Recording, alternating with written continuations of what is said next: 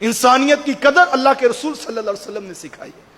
آپ جانتے ہیں جس وقت فتح مکہ ہوا تو حضرت ابو قحافہ رضی اللہ تعالیٰ عنہ، حضرت ابو بکر صدیق رضی اللہ تعالیٰ عنہ کے والد، اس سے پہلے بھی ایمان نہیں لائے تھے، اور 90 سال کے قریب ان کی عمر تھی، اور آنکھوں سے بینائی چلی گئی تھی، اور داڑھی شریف کے سارے بال سفید ہو چکے تھے۔ فتح مکہ والے دن ان کا ارادہ بنا کہ میں جو ہے وہ اسلام قبول کرتا ہوں۔ تو حضرت ابو بکر صدیق رضی اللہ تعالیٰ عنہ اپنے والد محترم ضعیف العمر بوڑھے باپ کو لے کر بارگاہ رسالت میں حاضر خدمت ہوئے۔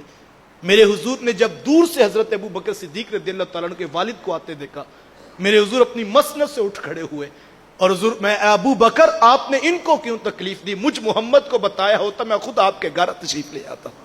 یہ اللہ کے رسول فرمان ہے، اسی لیے تو حضور نے فرمایا تھا، فرمایا جس نے سفید بالوں والے کا حیا کیا وہ ایسے ہے جیسے اس نے اپنے رب کا احترام کیا۔ ہمیں اپنی اولادوں کو ادب اور احترام سکھانا، یہ بڑی چیز ہے۔ بیٹے ڈاکٹر بنے بہت اچھی بات، بیٹے انجینئر بنے بہت اچھی بات، بیٹے کاروبار کو لاکھوں سے اٹھا کے کروڑوں پر لے جائیں بہت اچھی بات، یہ بڑا خوبصورت انداز ہے۔ میں بہنوں اور بیٹیوں سے بھی کہنا چاہوں گا، یقیناً یہ بہت بڑی اچیومنٹ ہے کہ آپ کا بیٹا دنیا کے کسی بڑے محکمے کا بہت بڑا آفیسر بن گیا، یہ بڑی اچیومنٹ ہے۔ لیکن میں یہ کہتا ہوں، مجھے بتائیں، گھر میں لاکھوں کی نعمتیں ہوں، کروڑوں کی آمدن ہو، اربوں کی جاگیریں ہوں، لیکن بیٹے کو ماں سے بات کرنے کی بھی تمیز نہ ہو، تو کیا آپ کو ایسا بیٹا قبول ہے؟ آپ کو ایسا بیٹا قبول ہے جو دنیا جہاں کے کار ہائے نمایاں کر چکا ہو، لیکن اس کو رشتوں کا تقدس نہ پتا ہو، اسے بڑوں سے بات کرنے کا انداز نہ آتا ہو، اسے چھوٹوں پہ شفقت کا انداز نصیب نہ ہوا ہو؟ تو پھر اصل چیز تربیت میں یہ ہے، اپنی اولادوں کو رشتوں کا تقدس سکھائیں۔ اور یہ ہوگا کیسے؟ جب ہم اپنے رشتوں کو تقدس خود دینے کا مزاج پیدا کریں۔ ہمارے ہاں بعض اوقات ہوتا ہے کہ بیٹا بے لگام ہو جائے چچا کے سامنے تو ماں بڑی خوش ہوتی ہے، چلو ہمارے بدلے بھی یہ پورا کرے گا۔ باپ کے سامنے بیٹا اٹھ کھڑا ہو تو ماں اندر سے مطمئن ہوتی، چلو میں اتنی ساری زندگی بول سکی، چلو یہ میری بات اب پوری کرے گا۔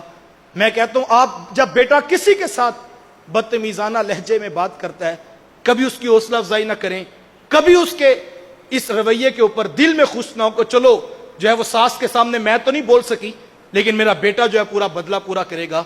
نہیں، آج اگر آپ نے اپنے بیٹے کو ساس کے لیے، آج آپ نے اپنے بیٹے کو سسر کے لیے وہ بے ادبی کی چھری یا وہ بدتمیزی کا خنجر پکڑا دیا تو مت سوچئے جس کو خنجر چلانا آتا ہے آج وہ آپ کے کہنے پہ ساس سسر دادا دادی کے منہ پہ رکھ رہا ہے، ان کے گلے پہ چلا رہا ہے، تو ڈریے اس وقت سے کل کو جس کو خنجر چلانا آتا ہے وہ ماں باپ کے گلے پہ بھی رکھے گا، اور چونکہ اس کو بے ادبی آپ نے خود سکھائی ہے، لہٰذا جب کبھی ایسا موقع بنے اپنی اولاد کو اس حوالے سے کبھی کمپرومائز نہ کیجئے، ان کو سکھائیے ادب پہلی چیز ہے بیٹا۔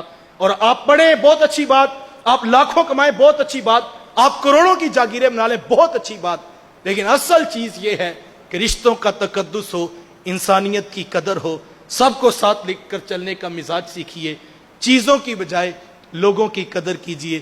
یہ حضور کی سیرت کا ایک روشن پہلو ہے۔